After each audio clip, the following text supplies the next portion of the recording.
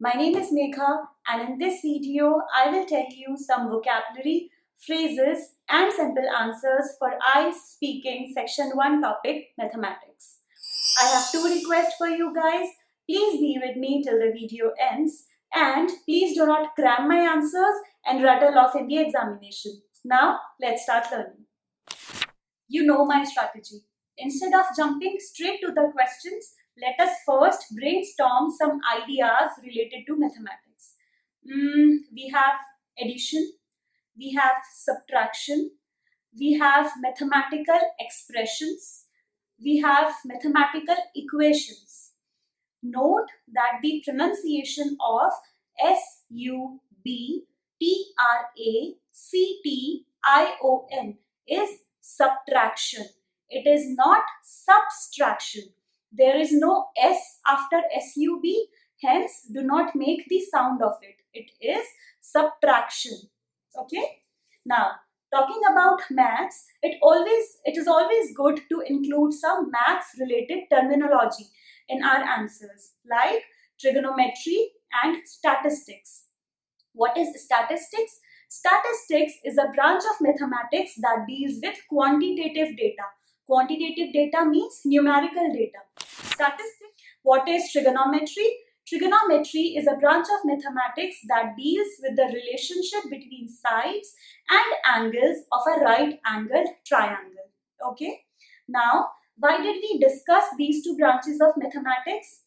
Including such maths-related terminology in your answers will always help you in multiple ways. First, it will expand your answer. Second, you will be able to clearly express yourself to the examiner. And third, you will not have to look out for words, or you will not fall short of any ideas while talking on the topic mathematics. What else? Okay, what are some skills that you need to be good at mathematics? You need to have problem solving skills and analytical skills. Also, you should have a rudimentary grasp of the fundamentals of mathematics, like addition and subtraction. What is rudimentary grasp?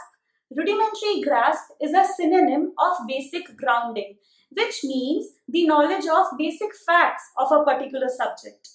Rudimentary grasp is a nice way of showing the examiner that you have a good vocabulary, but if you are not comfortable with its pronunciation, then you may go with basic grounding instead. What next? Some of us are really good with numbers, while some find it really difficult to cope with complex calculations. So I used two phrases in the aforementioned statement: to be good with numbers, to cope up with something. Let us discuss some more phrases to enrich our answers. If the question is, do you like mathematics? Instead of saying yes, yes, yes for each answer every time, you can enrich your answers by learning some more phrases to say yes. Like, first, certainly yes. Second, most definitely yes.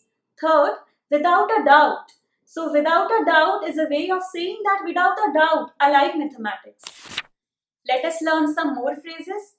If you want to talk about something that is related to the past, then you may begin your answers by saying, if I am able to recall correctly, I developed keen interest in mathematics by 5th grade. Or, if I remember correctly. There is a better way of saying it. It is, if my memory serves me right, I developed keen interest in mathematics by 5th grade. Or, if my memory serves me right, the last time I solved complex calculations was during my graduate program. Question number 1. Were you good at maths when you were young? Answer: certainly yes. If my memory serves me right, my academic score in maths has always been above 90%. It occurs to me that problem solving and analytical skills run in my family, and I'm so grateful for that. Now, when something runs in the family, it means that many members of the family possess the same quality or the same feature. It occurs to me that problem solving and analytical skills run in my family, It means that many members of my family possess the same skills. Now, moving on to question number 2. Was maths your favorite subject when you were a child? I will give you 2 sample answers, one in favor and the other against. In favor, a sample answer could be, without a doubt, I'm really good with numbers and I can solve complex arithmetic equations with ease. In fact, statistics is my favorite branch of mathematics. Second sample answer could be, no, I was never really good with numbers. My brain finds it difficult to cope with complex arithmetic calculations. Thus, I decided to drop maths for my graduation and opt English. Question number 3. Do you think mathematics is important in life? Answer: most definitely yes. I believe we all should have a rudimentary grasp of maths so that we can perform our daily tasks like managing our budget, working out bills, etc. Question number 4. Do you think numbers are important?